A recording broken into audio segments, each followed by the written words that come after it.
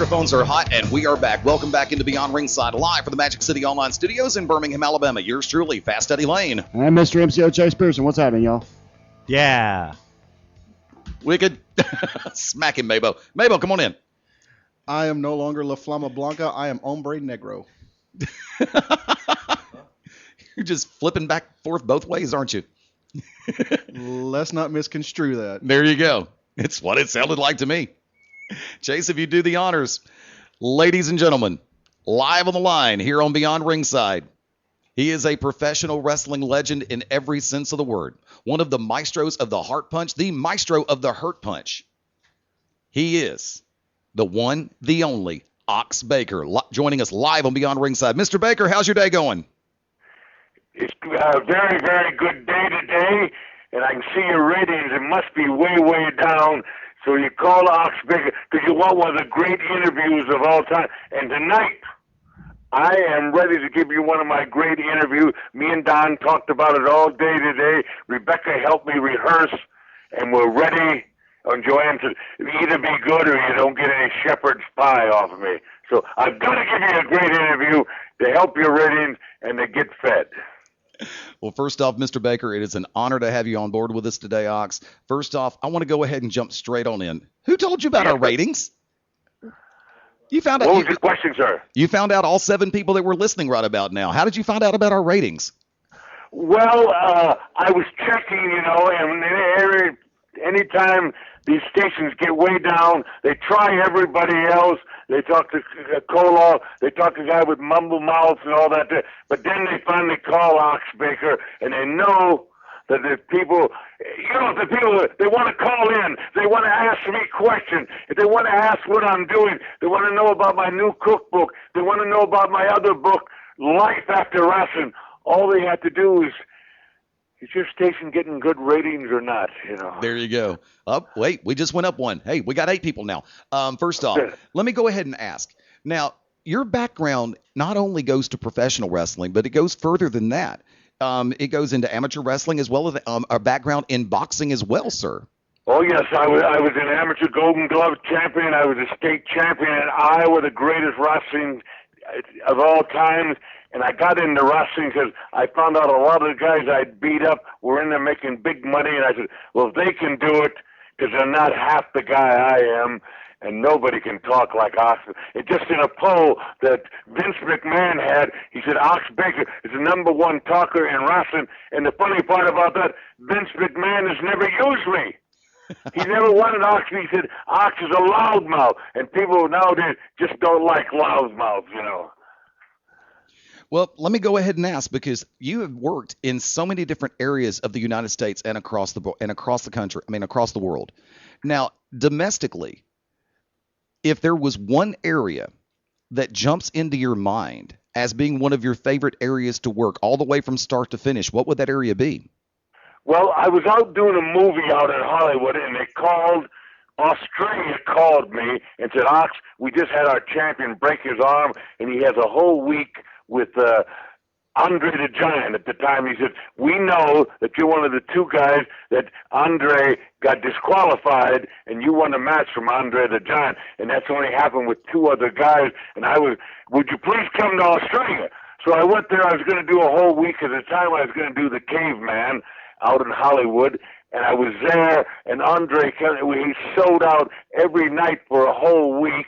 We had 2 or 3 riots, and there was no winners, of course. And then Andre said, I want to come back and wrestle this guy.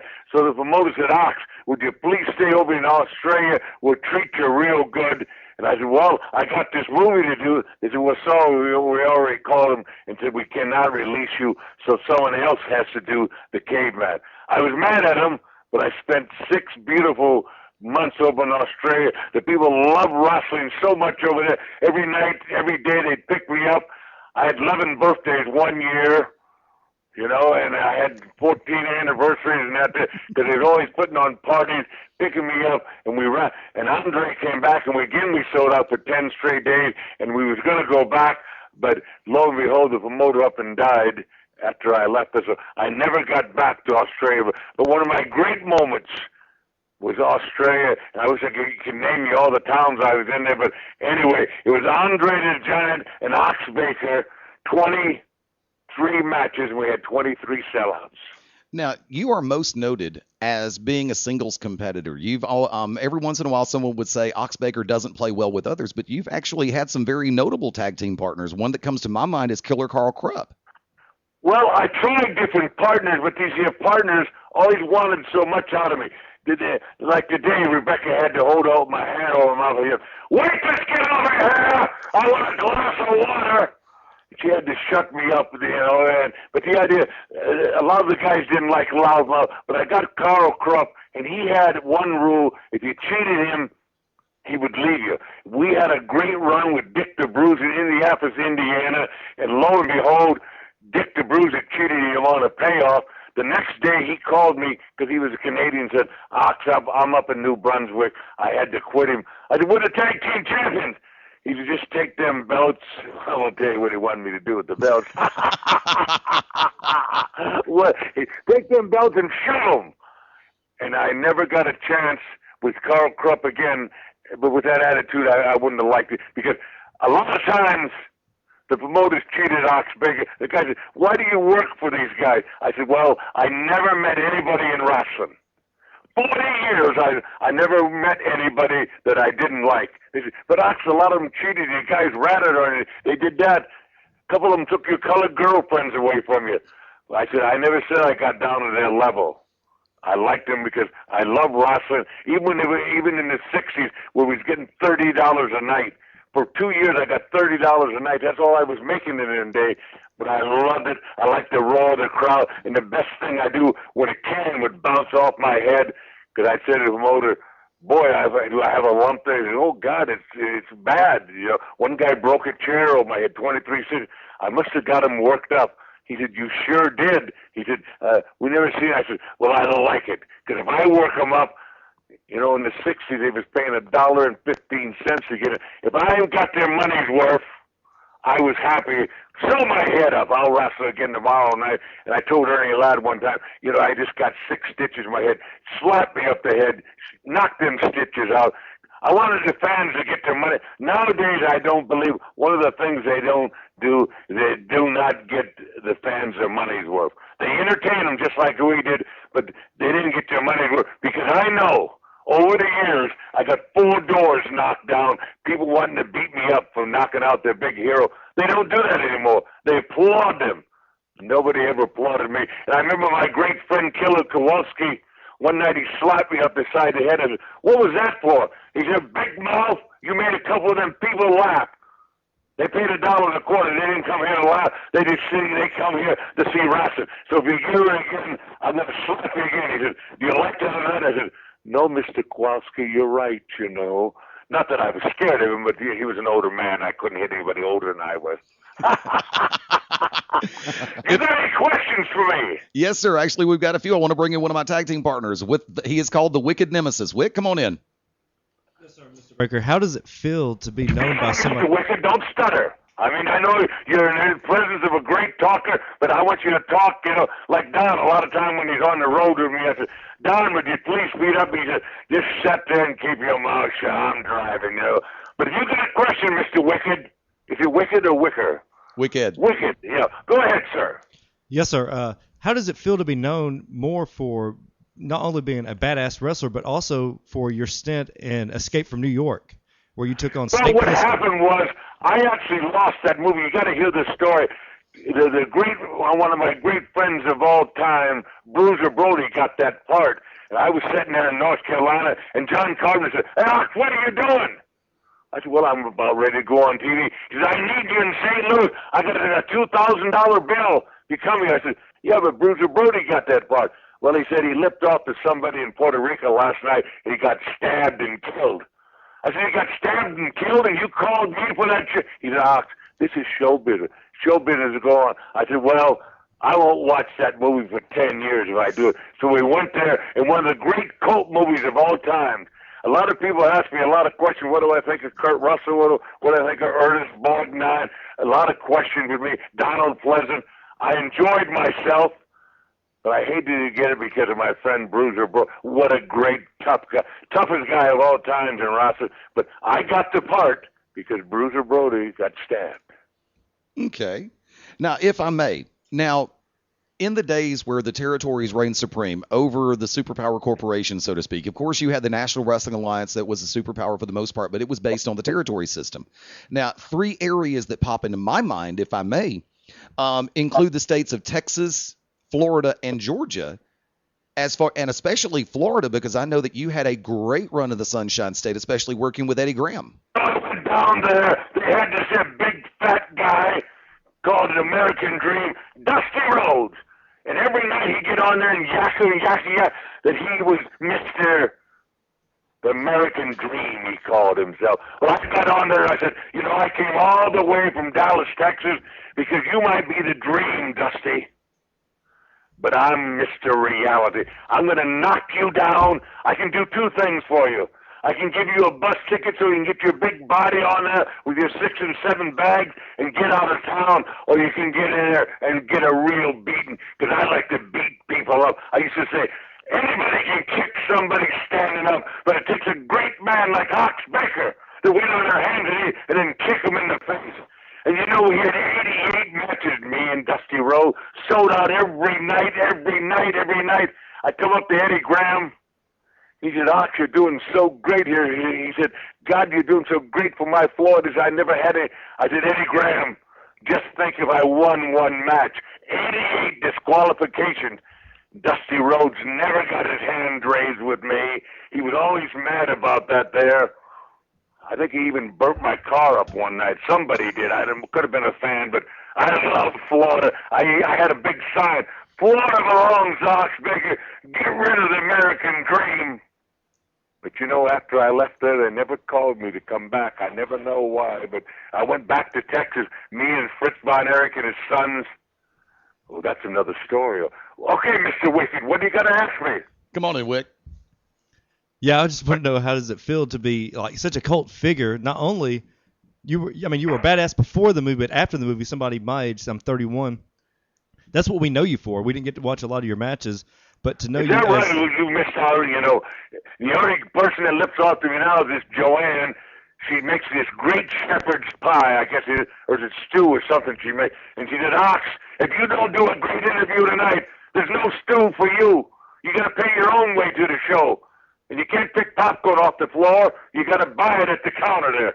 Because a lot of people, I knock the bag out of their hand and I get the popcorn. I love that free popcorn, I want to bring in another one of our partners, Mr. MCO Chase Pearson. Chase, come on in. Mr. Ox, how are you doing, sir? How you doing? Are you enjoying this interview or not? Yeah, I'm having a great time with it. Everybody's enjoyed my interview for years, and they've always said Ox Baker, the loudmouth, is number 1. But I want to tell you something right now. People, do you have a question, did you? Yes, sir. I've got one from our chat room on Ustream, and courtesy of Tag, he wants to know who was your stiffest opponent to work with. Well, before I tell you, a lot of people say, after you get out of sports, you can't do anymore. But what I did, I wrote a cookbook. I cooked for the wrestlers over the years. It's called Ox Baker, The Fallen Warriors. And I just started number 2, Fallen Warriors number 2, or the Grill We Must, 70 stories.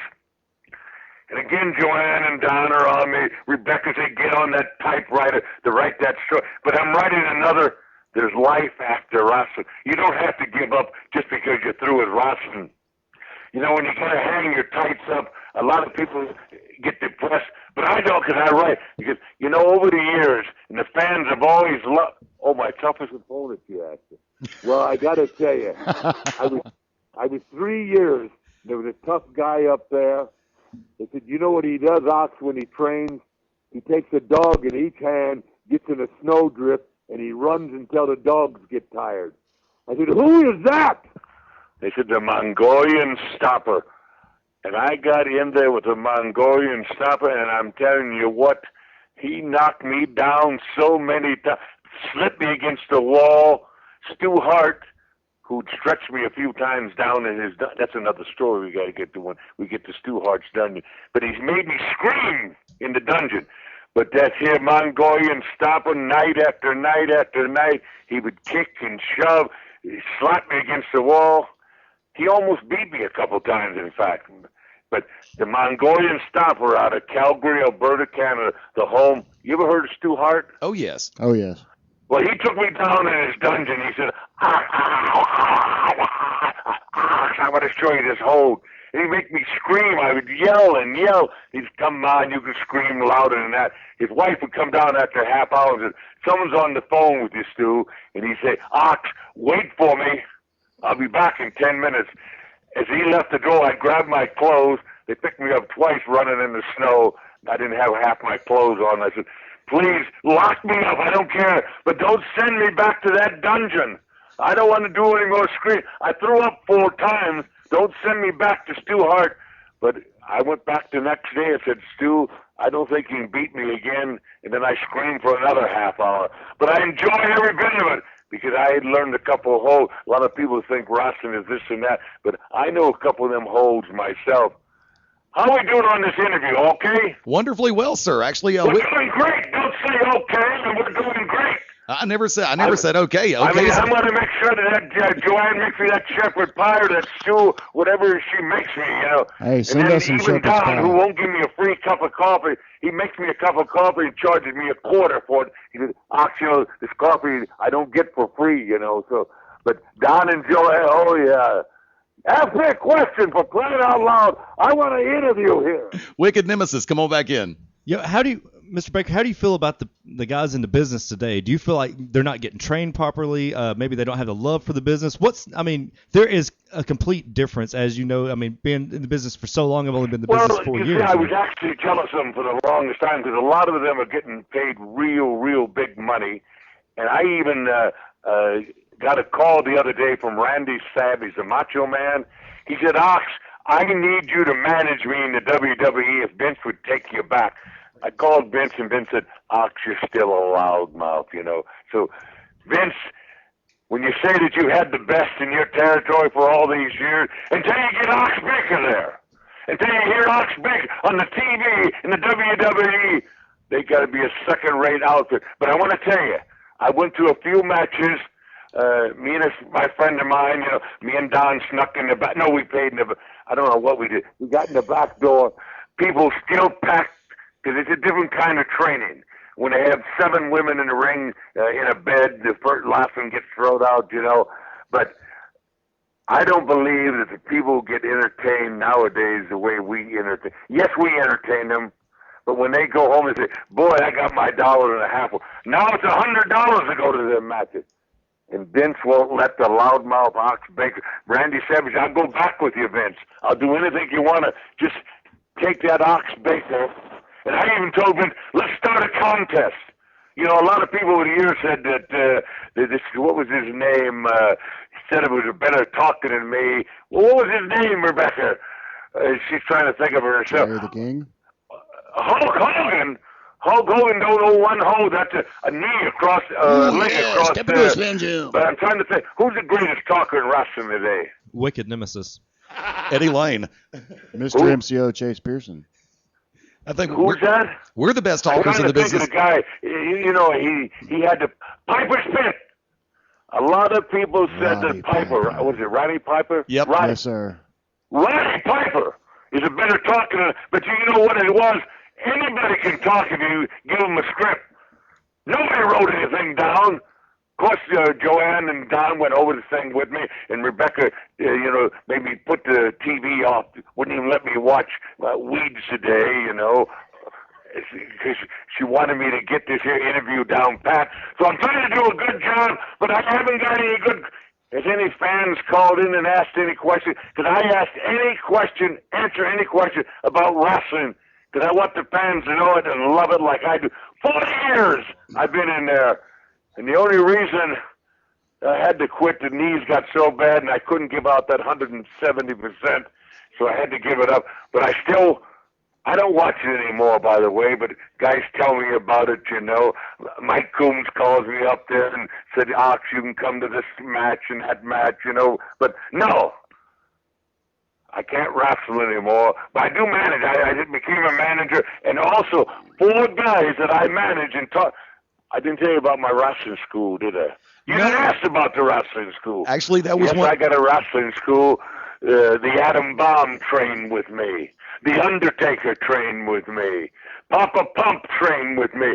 4 or 5 guys I sent there, made them all millionaires. They said, Ox, I wish you could become my manager, but Vince don't want you. I said, okay, well, take these other guys. Take the second raters, but when you talk about the greatest talker, Roddy Piper. What do you think of Roddy Piper as a talker? Now, as a talker, Piper, great on the microphone. He's one people who is of the ilk that could talk people into the chairs. To say he's better than I am? I never said that. Oh, come on, you're hitting around there. No, I said one. Are we on the same level? I said one of the better talkers. I didn't say he was in your class, sir. Chase Pearson, come on back in. Ox, I think you need to come and beat down Eddie. Just give him a slap. Joanne makes me buy my own popcorn now. She don't want me picking it off the floor. Buy it out front. Put some butter on there. We go to the movies together. She won't sit in the same seat with me because she always gets because you get so loud. You're always clapping your hands and yelling. And some of these movies nowadays are lousy. Oh my! I wish I could. But you got another question for me? Yes, we do. Matter of fact, this one sent in through our chat room. Is there a tip that you can give to a referee to help the wrestlers in the indie shows? You know what I hate nowadays? For 40 years, like I said, I never hit a fan, never pushed a fan. I never touched the referee. I hate it today. No referee. It should be like, there was a guy I just thought of in the Grand Wizard. He only managed 2 guys in his whole career. The Real Sheik, and he managed Ox Baker. The Grand Wizard said, I have a rule. Anybody touches me or the referee, they're automatic. The matches when they're pushing and shoving. You see the matches, the football players, they don't push the referee. Nope. No, this other game, hit that ball over. Oh, tennis, yeah. I hate tennis. I'd like to hit someone with a racket, but you can't even talk loud. They throw you out, I mean, the great woman, Williams, she got thrown out because she cussed the referee out, right? No, but I never touched that referee. I made them part of the matches, and I tell them, if I even look like I'm going to hit you, disqualify me. Fine me $5, whatever you have to do, because the referee is part of them matches too. You can't do any match without the referee. And I get so tired of the fans. Some lousy fans out there too. I like them all. I love them all. I chewed snuff with them. Blah blah blah. But they love to say the referee is blind. But no, the referees. To me, they can't be touched. They can't be shoved. But they do that all the time. That's sickening to me. Do me a favor. Mark Bowman, come on in. You had a question for Ox Baker. Yes, I was wondering if there would be a shepherd's pie recipe in your cookbook.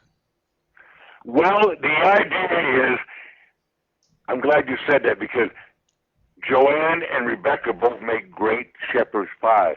I tried to eat some of shepherd's pie the other day, but we had a fan over, Jeff the other day, I got one little helping. She had a giant bowl. He was so hungry, he ate the rest of that bowl. I said, save some for me. But Joanne's shepherd pie is good too, but she makes hers just a little bit. So I got a contest. I tell one of them hers a little better, and the other makes some. I go back and forth.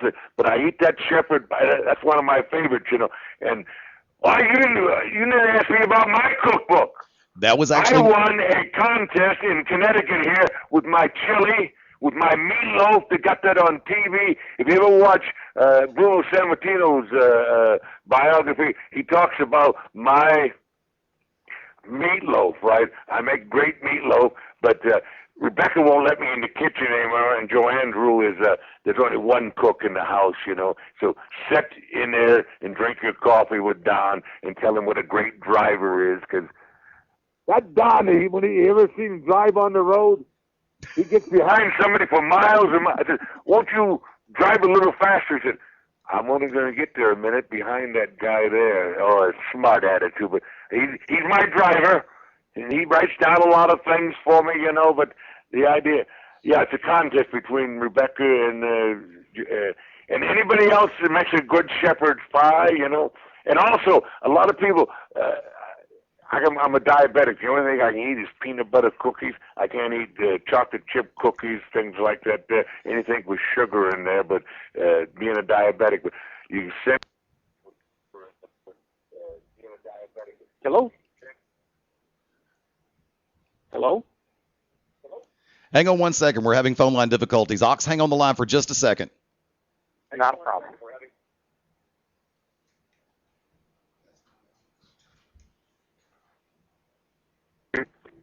Hello. Ah, there you are, Ox. Okay, we were Where having. the hell did you go?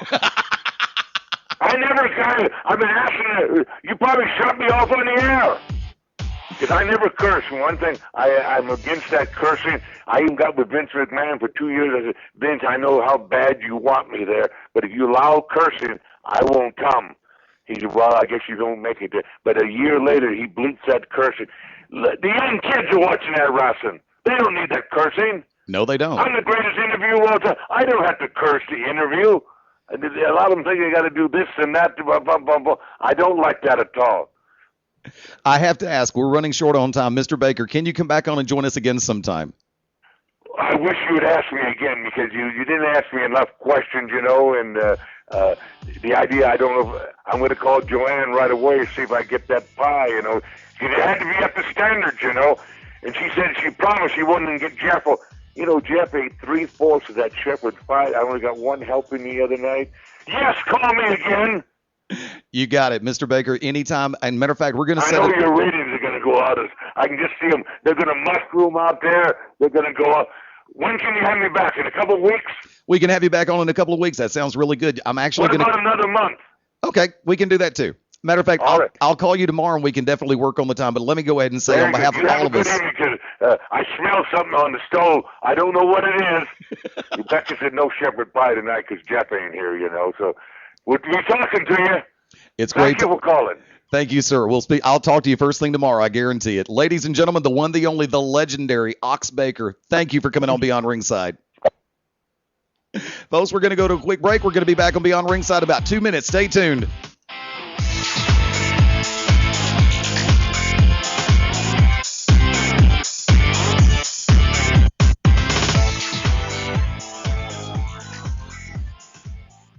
When planning your next party or special event, insist on the best. Full Range Entertainment is a professional entertainment company providing a full range of services. From professional disc jockeys and MCs to catering and photography, when the details of your special day must be perfect, call us first. Wedding receptions, corporate parties, school functions, birthday celebrations, and more. We also have Birmingham's largest selection of karaoke tracks available. With over 40 years combined experience, Full Range Entertainment can provide you with the talent and professionalism you need and deserve to make your next event one you'll never forget. For more information on the full range of services we offer, call 533-HITS. That's 533-HITS. Or check us out on our website at fullrangeentertainment.com.